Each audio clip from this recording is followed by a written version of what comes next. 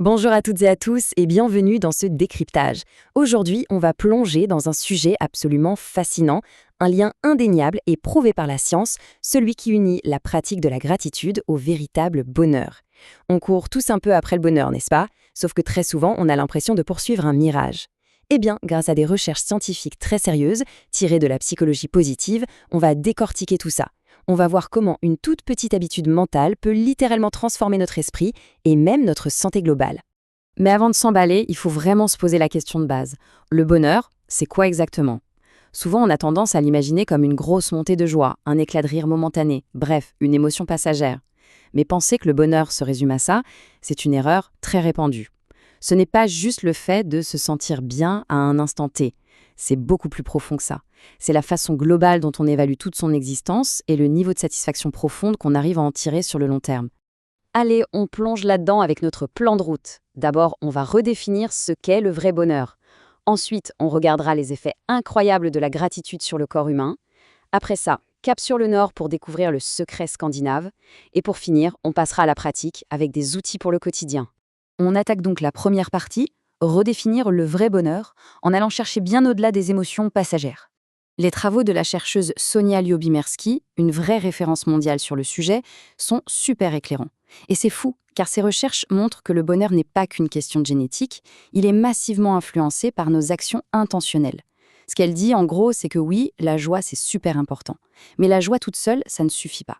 Le vrai bonheur demande une ancre. Il lui faut un sentiment profond de sens, la conviction que notre vie a de la valeur et un but précis. C'est vraiment ce cocktail entre la joie d'un côté et le sentiment d'utilité de l'autre qui crée un bien-être qui dure. Et ça nous mène tout droit à cette réflexion hyper intéressante du docteur Amy Keller. Elle explique très justement que quand on a l'impression que sa vie a un sens et qu'on se sent connecté aux autres, on apprécie 1000 fois plus ce qu'on possède déjà. Son approche n'oublie pas le plaisir, bien sûr, mais elle l'associe à l'estime de soi. Et la gratitude, là-dedans, agit un peu comme la clé maîtresse. C'est le catalyseur qui vient booster absolument tous ces domaines en même temps. On passe à la deuxième étape, on quitte un peu la théorie psychologique pour regarder les effets concrets sur le corps, la biologie de la gratitude.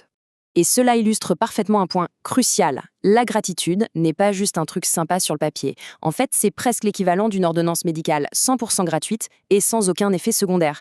Les études le montrent noir sur blanc. Chez les personnes qui la pratiquent, le stress et la douleur diminuent. Le système immunitaire devient plus costaud. La tension artérielle s'améliore, le cœur est protégé. Et le corps devient une véritable usine à bonnes hormones. Le plus fou, c'est le cercle vertueux qui s'installe. Les chercheurs remarquent que les gens reconnaissants finissent par faire plus d'exercices et à mieux manger. Forcément, quand le corps va bien, la tête suit. En calmant le système nerveux, la gratitude libère de l'espace mental.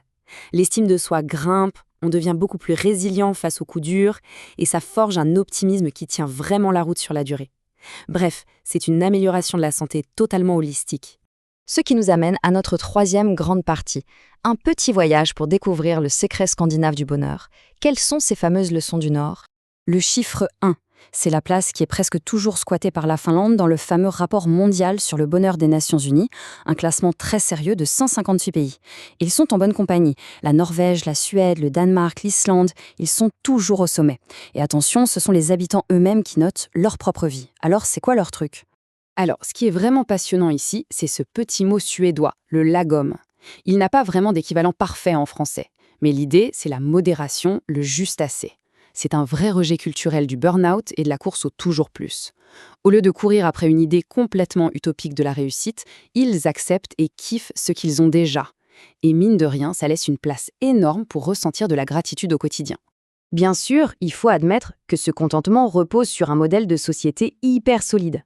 Une bonne sécurité économique, des institutions fiables, très peu de corruption et une confiance aveugle entre les gens. Mais au-delà de l'État, c'est un mode de vie.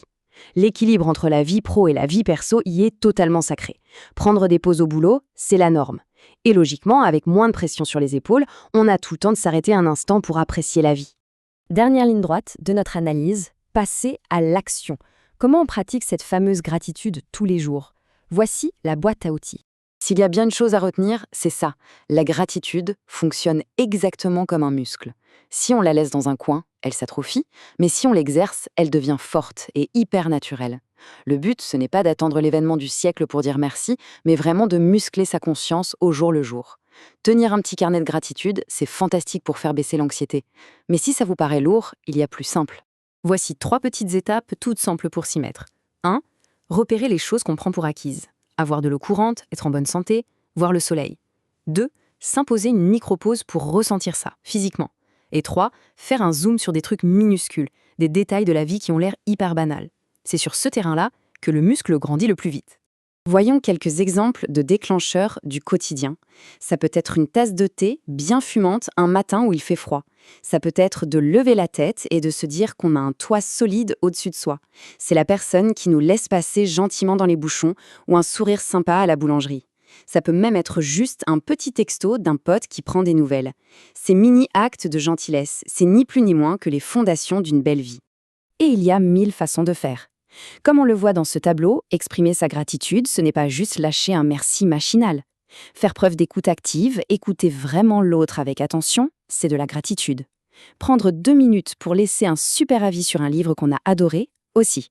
Et très important, s'auto-congratuler. Savoir se dire bravo à soi-même pour un petit effort, c'est essentiel. Offrir son aide, faire un compliment, tout compte.